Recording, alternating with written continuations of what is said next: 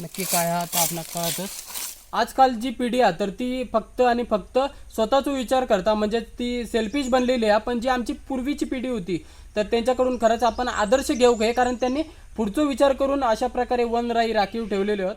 जटाटवी गलज्जल प्रवाह कावितस्थले गलेवनं विलंबितं भुजंगतुंगमालिकां डमड्डमड्डमड्डमन् निनादवडत् डमरुवयं चकारचण्डताण्डवं तनोतु नः शिव शिवम्. जय श्रीराम, जय शिवराय, जय शंभूराजे. मी कुणाल सावंत आणि स्वर्गातलं कोकण या चॅनलवर तुमचं खूप खूप स्वागत करतोय. जर तुम्ही आमच्या चॅनलवर नवीन असल्यास तर या चॅनलला सबस्क्राईब करा आणि बाजूची बेल आयकॉन दाबा, ज्यामुळे तुमका असेच नवनवीन कोकणातले ब्लॉग्स बघू गावतले. तर आज मी येईल आजरा तालुक्यातील किटवडे या गावामध्ये. जरी या कोकणामध्ये नाही येत असला तरी पण ह्या बॉर्डरवरतीच गाव आहे, तर त्यामुळे थोडंफार आपणा कोकणी पद्धती आपण बघू गावता, म्हणजेच कोकणी संस्कृती बघू गावता. आपण कोकणामध्ये फिरत असताना बऱ्याच ठिकाणी बघितलं असतं की कोकणामध्ये जी मंदिरं असतात तर ती जास्त करून वनराईमध्ये असतात. म्हणजे आपल्या कोकणी पूर्वजांनी पुढच्या भविष्याचो, अर्थातच पुढच्या पिढीचो आणि वन्य प्राण्यांचो पण विचार केलेला होतो. तर त्यामुळे त्यांनी एक जंगलामध्येच वनराई राखीव ठेवण्यात दिलेली होती, ज्याचा वापर भविष्यातील वन्य प्राण्यांका तर जातलोच आणि आपल्यासारख्या पुढच्या पिढीक पण जातलो. तर त्यामुळे बऱ्याच गावामध्ये वनराई ही राखीव ठेवली जातात. आमच्या सडेगुडवळे गावामध्ये पण वनराई हा मोठी, आणि ह्या किटवडे गावामध्ये पण बघू शकता सगळीकडे ही वनराई आणि त्याच्यामध्येच ह्या मंदिर हा.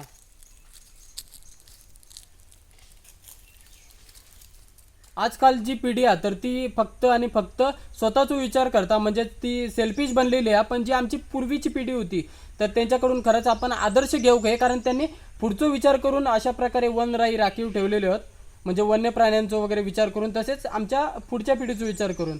तर आपण पण झाडा लावचा प्रयत्न करू काय, तसेच पूर्वजांनी जी झाडं लावलेली आहेत तर ती पण राखू काय आपण, विकीसारखी नाही. तर आता मी तुमका श्री रामलिंग मंदिरमध्ये देवदर्शन करतोय. तर बघू शकता ह्या जो मंदिर आहे तर आता ह्या नवीन बांधलेला जीर्णोद्धार केलेलो हा, आणि पहिला हे जुना एक मंदिर होता.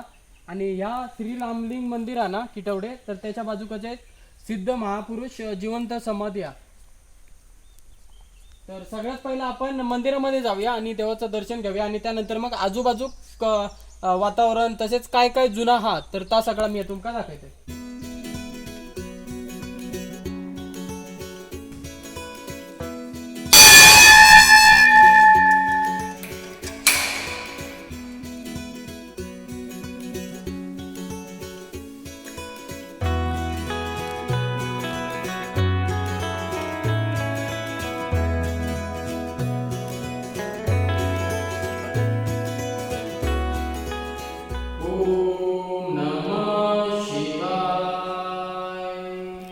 जटाटवी गलज्जल प्रवाह कावितस्थले गलेवनं विलंबितं भुजंगतुंगमालिकां डमड्डमड्डमड्डमन् निनादवडत् डमरुवयं चकारचण्डताण्डवं तनोतु नः शिव शिवम्.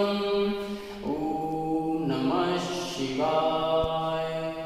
जटाकटाः सम्भ्रमं भ्रमन्निलिम्प निर्जरी विलोलवीचि वल्लरी विराजमानमूर्धनि धगद् धगद् धगज्वलल्लाटपट्ट पावके किशोर चंद्रशेखरे रति प्रतीक्षणं मम.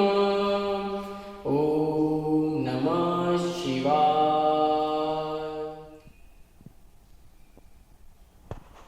तर मंडळी, आताच आपण श्री रामलिंग मंदिरमध्ये जाऊन दर्शन घेतलं, आणि आता आपण बाजूकच असलेल्या श्री सिद्ध महापुरुष यांच्या समाधीवरती दर्शन घेऊया. आणि ही जिवंत समाधी हा, बघू शकता आतमध्ये. श्री रामलिंग मंदिरच्या बरोबर समोर ह्या बाजूक बघू शकताय, ह्या पण आपण प्राचीन दगडांपासून बांधलेला दिसतं, म्हणजे प्राचीन गोष्ट दिसतं ही. नक्की काय हा आता आपल्याला कळतच. तर हे बघू शकताय, हे पाषाणसारखे आहे, आणि ह्या बाजूक पादुका आहेत 2, आणि ह्या प्राचीन हा असं वाटतं आपणास पूर्णपणे, कारण हे काळ्या दगडापासून बनवलेला. तर ह्या जर पडला तर मी साफ करतोय जरा.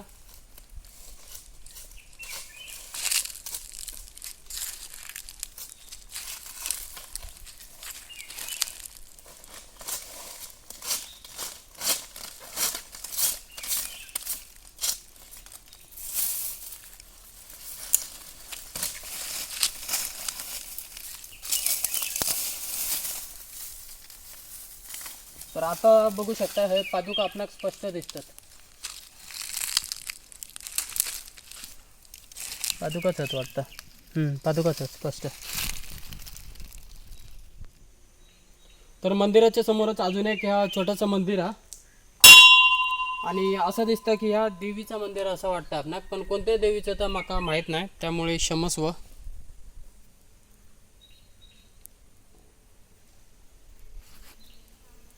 तर आता आपण खालच्या बाजूक एक मंदिर आहे, तर थंय जाऊन दर्शन घेऊया आणि कोणत्या देवाचं मंदिर आहे ह्या थंय गेल्यावरतीच आपणाक कळत. कारण मी ह्या भागात पहिल्यांदाच येलोय. माझ्या ह्या आत्याचं जरी गाव असलं तरी मी ह्या मंदिरामध्ये दर्शन घेऊक पहिल्यांदाच येलोय. पहिल्यांदाच माका संधी मिळाली.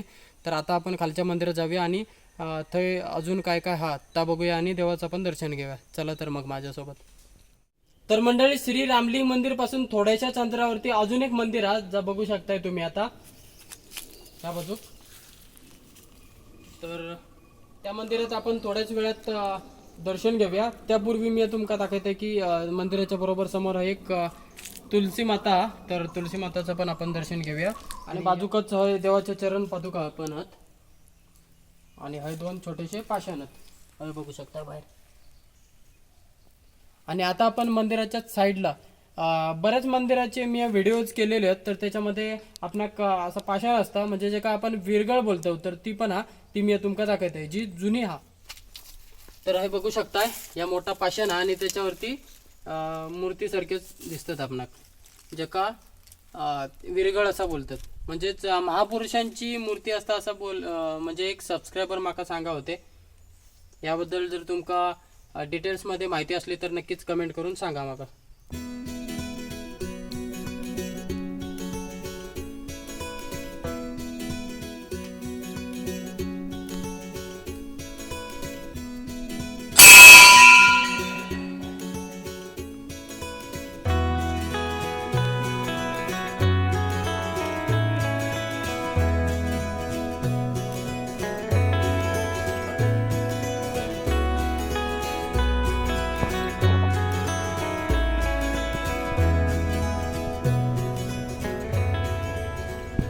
ज्यांच्यामुळे तुम्ही तसेच मी या हिंदू म्हणून एकदम अभिमानाने जगतोय. तसेच आपली जी मंदिरं आहेत तर ती सुरक्षित फक्त आणि फक्त छत्रपती शिवाजी महाराजांमुळे आहेत.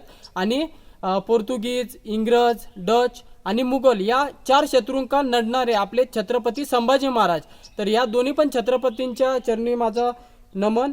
तर मंडळी, आजचा व्लॉग तुम्ही शेवटपर्यंत बघितलास तर त्यासाठी मी खूप खूप आभारी आहे.